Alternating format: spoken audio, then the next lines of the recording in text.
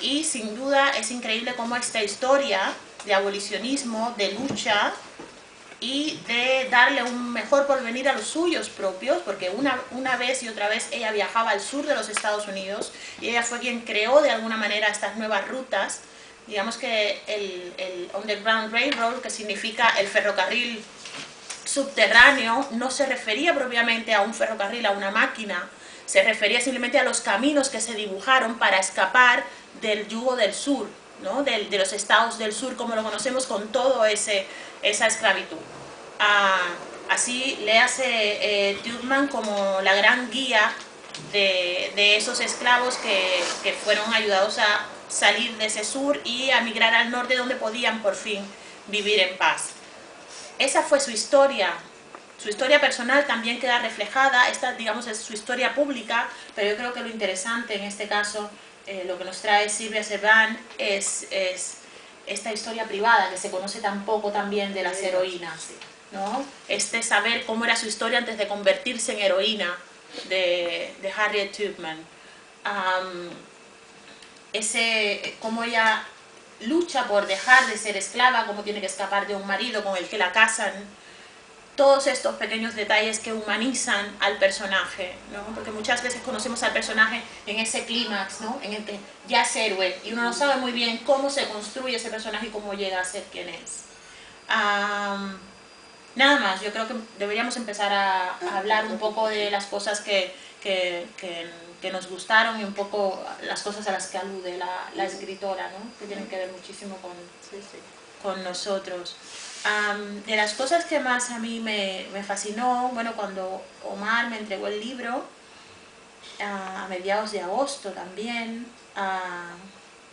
el nombre, ¿no? El hecho de que se pudiera por fin trabajar sobre un libro, sobre un texto, que se pudiera difundir toda una lista de reinas, de heroínas y de mujeres notables dentro de África y de la diáspora.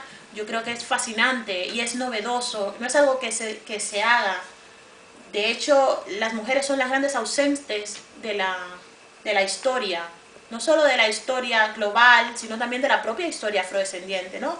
Porque conocemos a todos los chacas, conocemos a los Nelson Mandela, pero ¿quién habla de Miriam Makeba? ¿Quién habla de Winnie? ¿Quién habla de todas esas mujeres que han ayudado a construir también nuestra propia historia, ¿no? Yo creo que pocas veces la historia ha tenido la generosidad de detenerse y darle el lugar que corresponde a todas estas mujeres.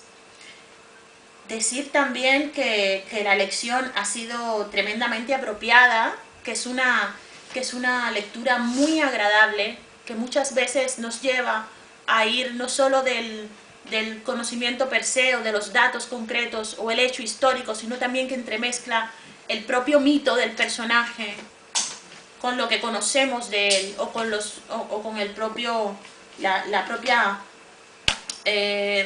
digamos, hecho específico científico que se conoce sobre él. Yo creo que esto es súper importante, porque de alguna manera me recuerda también la manera en que nosotros contamos las historias.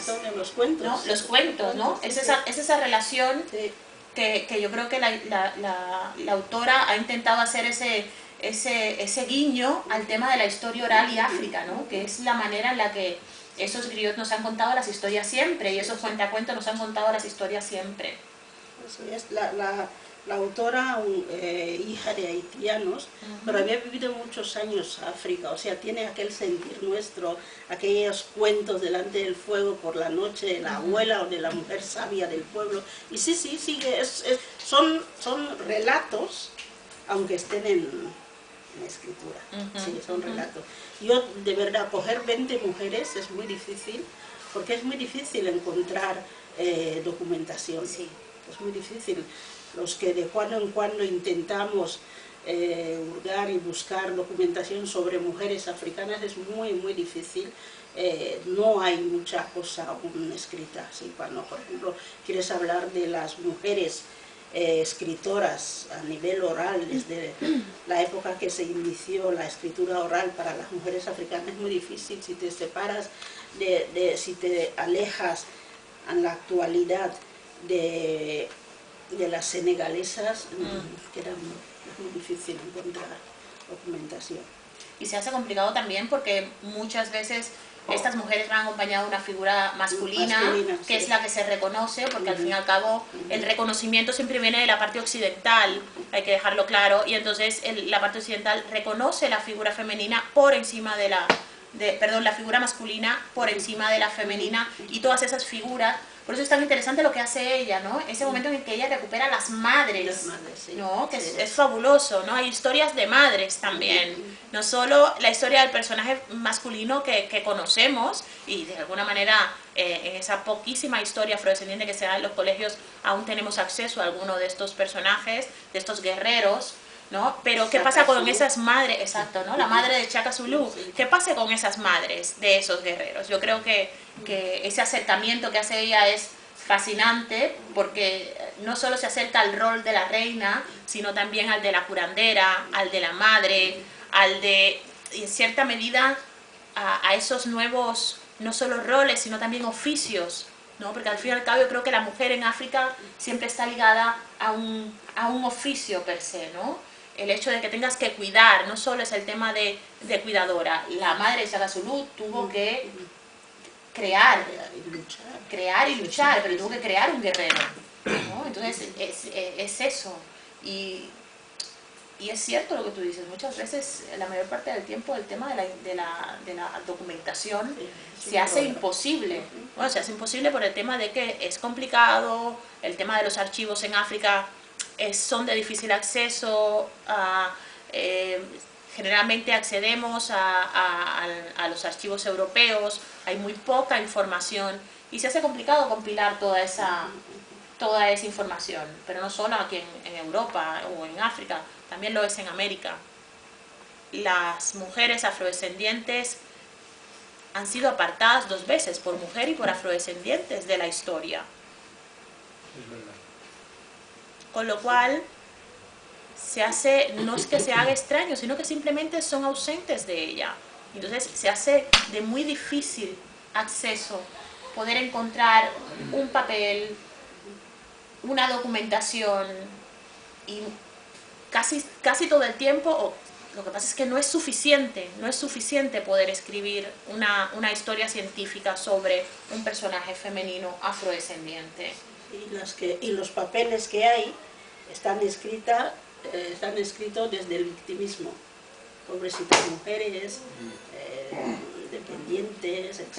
Están escritas desde esta mirada. Y por eso también yo creo que es interesante y muy complementario el hecho de que la autora se haya apoyado en lo que es la historia oral, porque es como hacer uso del propio recurso que nos da la historia africana. Eso es uno de los recursos que tenemos. La historia africana se apoya en la historia oral, lo ha hecho así desde siempre. Y es esa recuperación de esa historia que siempre ha sido contada, pero que no interesaba poner por escrito, que nunca se le ha dado el lugar que corresponde. Entonces yo creo que en eso es de justicia, de alguna manera, es de justicia lo que ha hecho, ¿no? Y lo que ha hecho es como un compendio entre toda esa documentación encontrada, entre la historia oral y entre lo que sabemos por terceros. La historia de la madre de Shaka está hecha a través de la propia documentación de Shaka, con lo cual por momentos parece que la narración nos habla más de Shaka que de su madre, ¿no? Pero luego cuando acabas de leer el relato realmente entiendes la labor de madre en un sentido muy complicado, cómo ser madre de un líder, cómo ser madre de un guerrero. Y yo creo que eso es lo que tiene de novedoso, poder aunado como muchas metodologías diferentes, no solo occidentales. Estoy de acuerdo. Sí. Bueno, podríamos entrar en un debate con los aquí presentes, que ya irán saliendo lo que más nos ha llamado la atención. ¿Quién ha leído el libro? Yo he leído trozos. ¿Ha leído?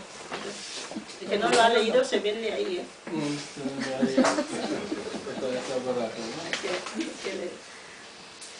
Este lo has leído a trozos, dices. Sí, no lo he leído todo. Yo ya te digo, la introducción. Sí, la Después introducción es muy buena.